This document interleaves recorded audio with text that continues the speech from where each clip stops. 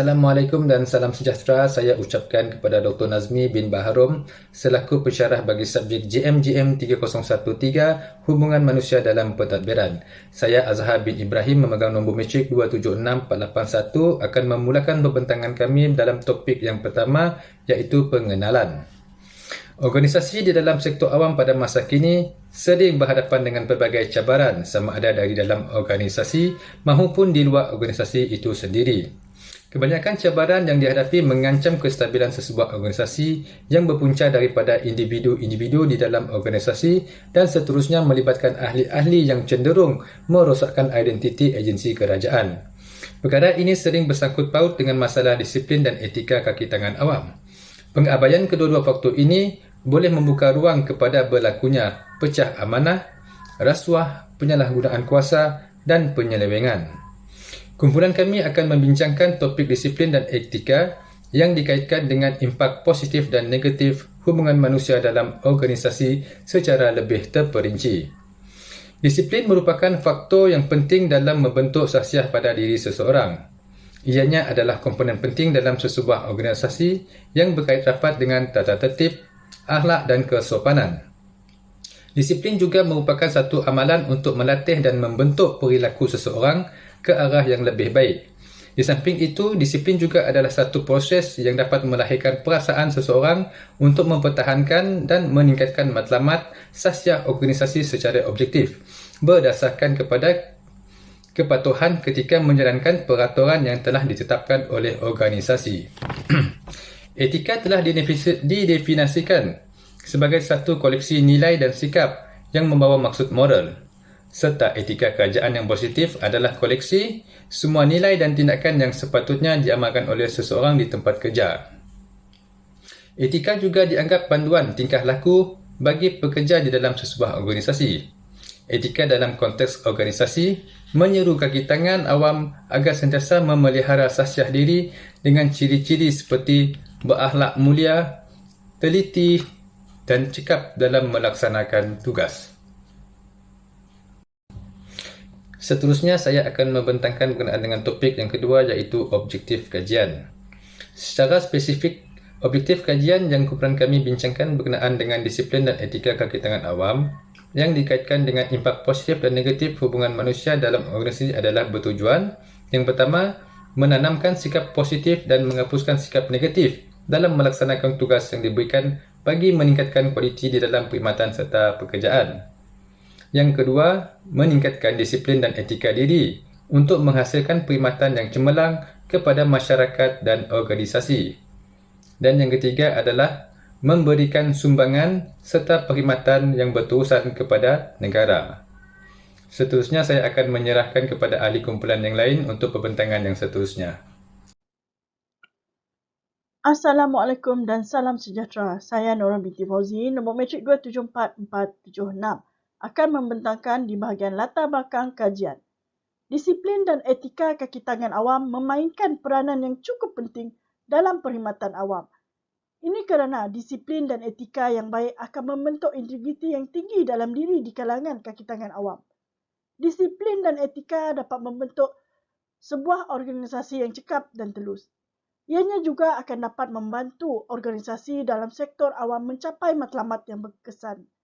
Disiplin dan etika kaki tangan awam mempunyai impak yang positif dan negatif dalam mempengaruhi hubungan manusia dalam organisasi.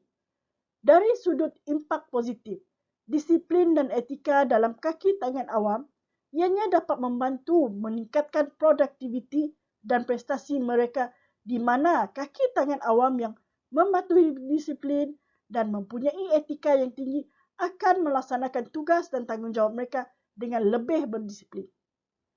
Kaki tangan awam yang berdisiplin dan beretika akan sentiasa memberikan perkhidmatan yang lebih baik dan lebih responsif kepada pelanggan sekaligus dapat meningkatkan kepuasan pelanggan.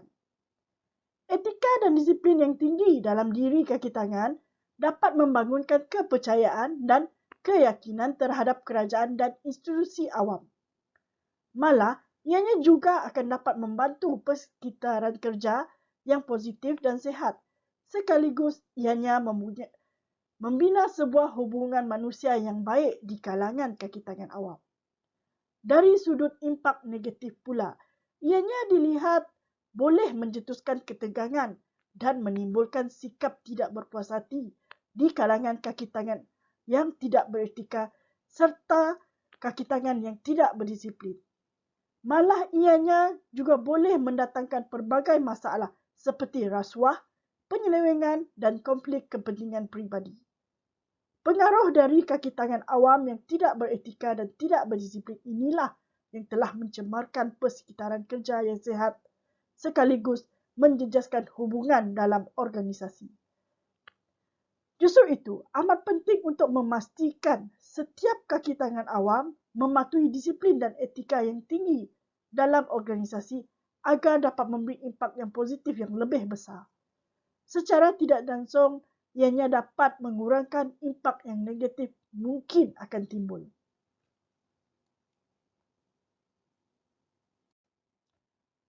Perceptive Theoricals. Melalui kajian disiplin dan etika kaki tangan awam, impak positif dan negatif hubungan manusia dalam organisasi, teori motivasi dari Douglas McGregor merupakan teori yang paling sesuai untuk diaplikasikan dalam kajian ini. Ini kerana di dalam teori motivasi terdapat dua teori yang membincangkan berkaitan impak yang positif dan negatif seperti teori X dan Y. Di dalam teori X, ianya berpandangan bahawa kebanyakan manusia tidak gemar bekerja dan setiap pekerjaan yang dilaksanakan oleh mereka perlu mendapat pemantauan dan kawalan rapi. Sementara itu, teori Y pula menekankan manusia boleh bertanggungjawab dan berdikari di tempat kerja. Mengaplikasikan teori X dalam hubungan manusia boleh memberi kesan yang negatif dalam organisasi. Hal ini adalah disebabkan oleh pihak pengurusan atau pegawai atasan tidak mempercayai keupayaan dan integriti pekerja dalam organisasi. Sekaligus ini boleh menyebabkan motivasi dan prestasi pekerja menurun. Malah kaki tangan juga boleh kehilangan keyakinan diri mereka. Manakala penerapan teori Y dalam hubungan manusia boleh memberi impak yang positif dalam organisasi, di mana ia meletakkan kepercayaan dan kebebasan pekerja dalam menjalani atau melaksanakan tugasan yang diberikan dengan baik.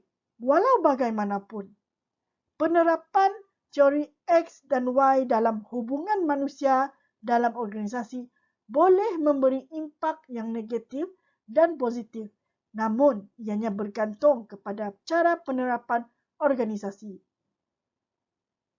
Oleh itu, sebelum penerapan teori X dan Y dalam organisasi, pihak pengurusan perlu memahami teori yang digunakan serta memastikan teori yang diaplikasikan mengikuti keperluan dan situasi kaki tangan untuk mencapai organisasi dengan cekap dan berkesan.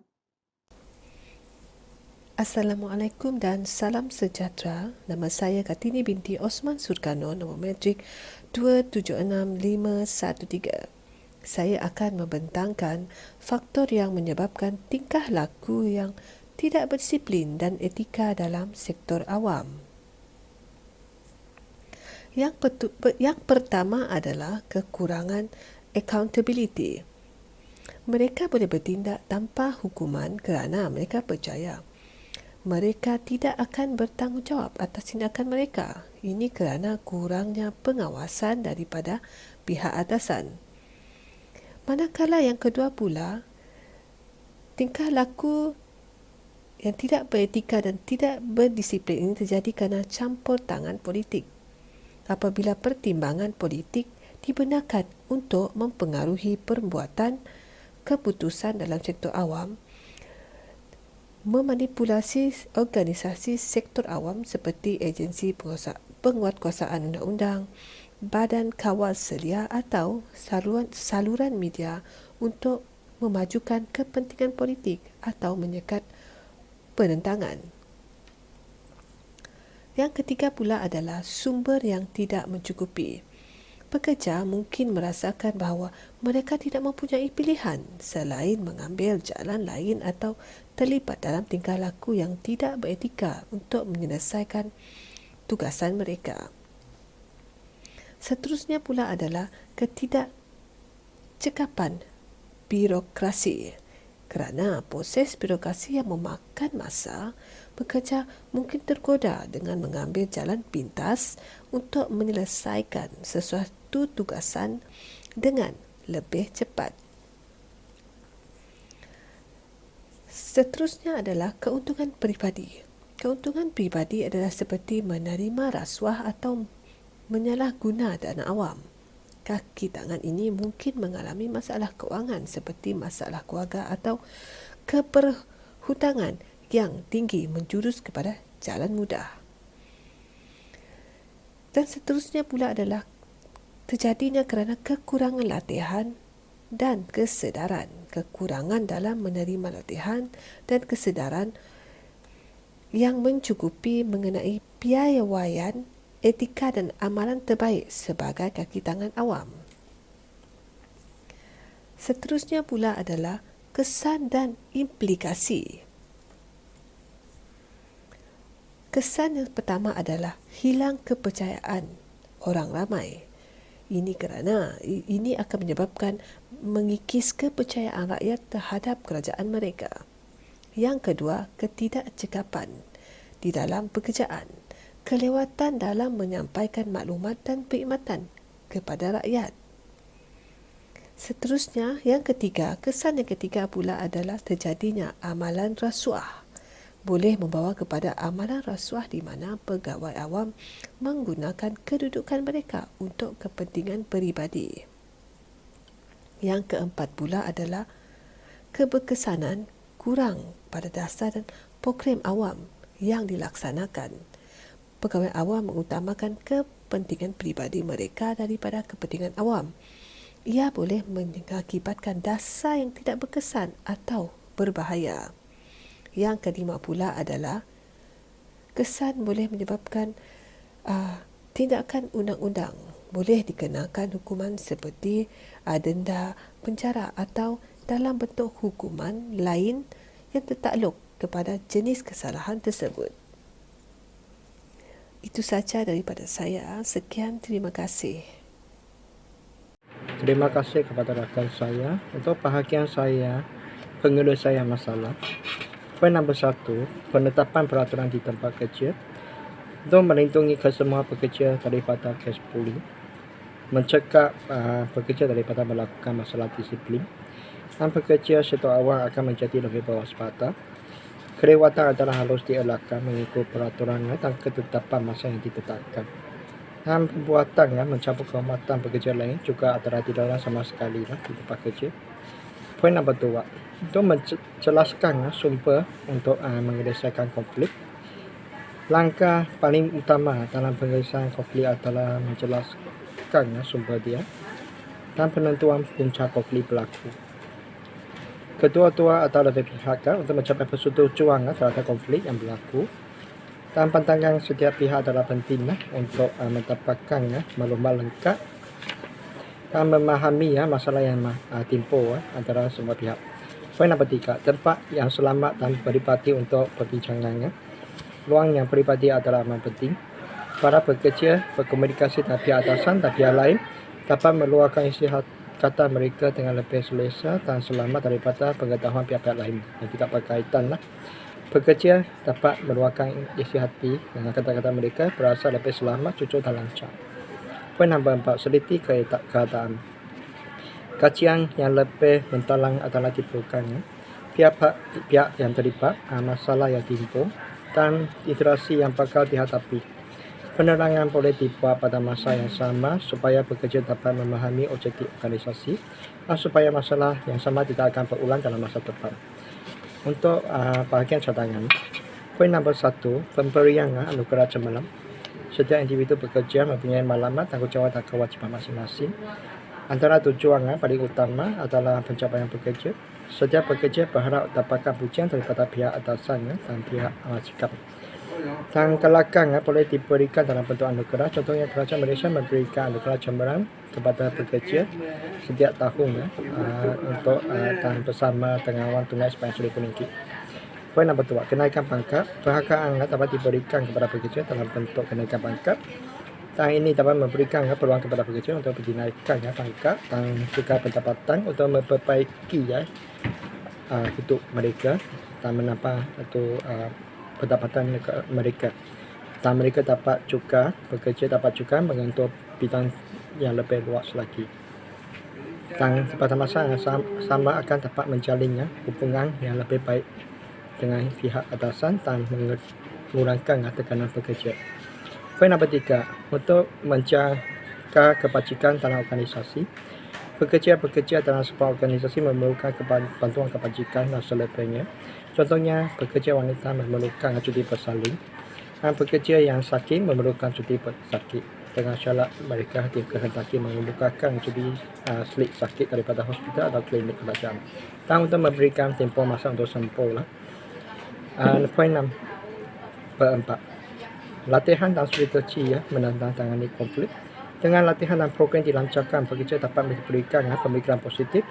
Cara-cara dan langkah-langkah pekerja dapat dilakukan supaya urusan dapat dilakukan lebih lancar dan mengambil tindakan wajar selesaikan masalah dengan cepat dan berkesan. Sekian ini sahaja daripada saya. Terima kasih. Assalamualaikum warahmatullahi wabarakatuh. Nama saya Afika Nazira binti Zulkarnain, nombor metrik 276468. Bagi kesimpulan, penjawat awam harus menunjukkan tingkah laku yang beretika dan berdisiplin. Jika sebaliknya, ia boleh menjejaskan imej negara dan reputasi penjawat awam. Etika boleh didapati dalam orang yang mempunyai disiplin dan harga diri yang kuat.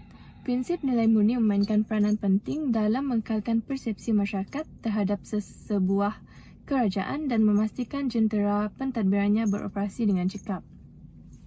Usaha meningkatkan etika dan disiplin dalam perkhidmatan awam memerlukan komitmen semua pihak yang terlibat termasuk pegawai, kaki tangan dan organisasi itu sendiri. Islam juga menggalakkan manusia berganding bahu dalam membangunkan masyarakat yang bertakwa dan berjaya. Juga dipercayai bahawa pekerja dan majikan harus melayan satu sama lain dengan bermaruah dan menghormati. Kesan positif persekitaran kerja dapat dilihat dengan peningkatan produktiviti pekerja. Beberapa faktor yang boleh membantu meningkatkan suasana kerja adalah termasuk mempunyai hubungan baik dengan pekerja lain dan mendapat sokongan daripada pihak atasan. Membangunkan persekitaran kerja yang kondusif juga sangat penting dalam setiap organisasi. Kajian ini telah menekankan kepentingan disiplin dan etika sebagai kaki tangan awam dalam sesebuah organisasi. Itu saja daripada kumpulan kami. Sekian, terima kasih.